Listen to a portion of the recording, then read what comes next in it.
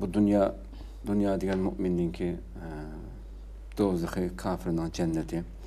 Bu dünyada shundoq bu hayot degan hergiz islom degan gul bo'stonliq bilan emas, tikanlik nurg'un shundoq qiyinchiliklar bilan bo'ldigan gap deb shunday bir tushunchalar bor endi.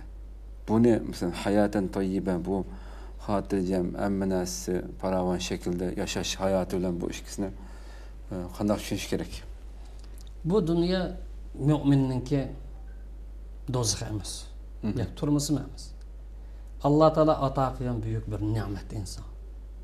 Alloh taolo insonni ma dunyoga mening izbosarim degan yuqori maqomni, sharafni berib tushirdi. Ma turmoq deb sen azoblan demadi. Lekin sinayman dedi. To'g'ri yo'lda mansang mukofoting va xato yo'lga kirib qolsang jazo qilsan sinayman dedi. Ammo sening supating bu yerda istiqlab. Zaminni idora qilish, boshqarish, gullantirish sening mas'uliyating. Ibodat mana shu yo'l bo'yicha bo'ladi. Bu oyatning hukmiga asosan oyat bor. Istamvastamarukum fiya boshqa hadislar. O dunyo mu'minninki turmusi emas. Endi ba'zi mush to'g'risida hadislar kelgan bo'lsa, bu to'g'ri tushunish lozim. Bu qanday gap desa, bu faqatlam dunyoga birilib ketgan. Dunyo uchunlam yashaydigan, ma dunyo yoritish g'oyasi unutib qolgan, ya yaratqushni to'nig'ini unutmagan odamlar qatilgan.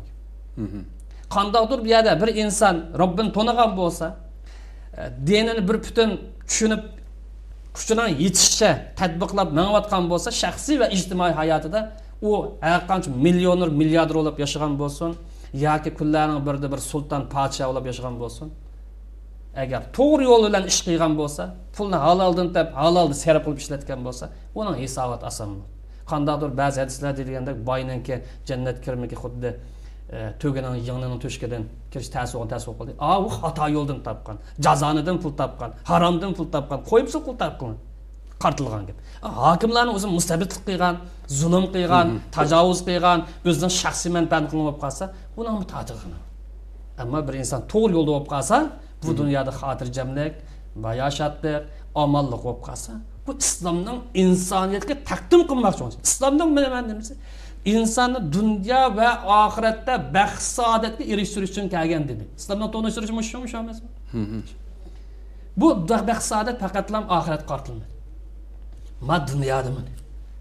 Dunyoda nima uchun bir odam ko'ngil rohat bo'lsa, Robbini to'nib yassa, qarindoshlari bilan xotirjam yassa, o'zidan amin bo'lsa, mol mulkidan amin bo'lsa, e'tiqodidan amin bo'lsa, obro' amin bo'lsa, ne putlish? Dindan maqsad shu emasmi? Din shuni himoya qilish uchun keldi emasmi? Şunu bir yerde bu dünya göz karşımızını tüzetmeye durup biz ahiret netice kazanmayız. Köplügen alimlerimizin sözü var. Dünya göz karşımız bizim çatlak bu. Ma dünyada netice kazanmaya durup ahiret netice kazanılmayız. Mesela özümüzü kovduyamadık. Ahirette hisabat var mıydı yok mu bizden? Mesela biz misal kalaydı. Bizim usulün mesuliyet varımız tağdak mesuliyet var. Ma Türkiye'likte ma karındaşlarımızın usulü yok mesuliyet bizde bu. Şuradan kalmaz mı? Mahakның özünün bir vətini var. Özünki hürmetini qoğdaqlıq, muqaddeslerini qoğdaqlıq, cenini qoğdaqlıq, obro'yini qoğdaqlıq. Ama biz qoğdayamadık. Demek bu mesuliyetki münasibetli mesele. Şirketki münasibetli mesele. Şu ma dünya hukumumuzda netice kazanmaya durup, ben ölsem cennet girim. Şimdi ölgünün doğru yolu ne? Doğru yolda oldu mu? Büyük gaye için oldu mu? Ya ki mesuliyetten kaçıp asalla ölüm yolunu tanıp oldu mu? Anı bir ayrış lazım.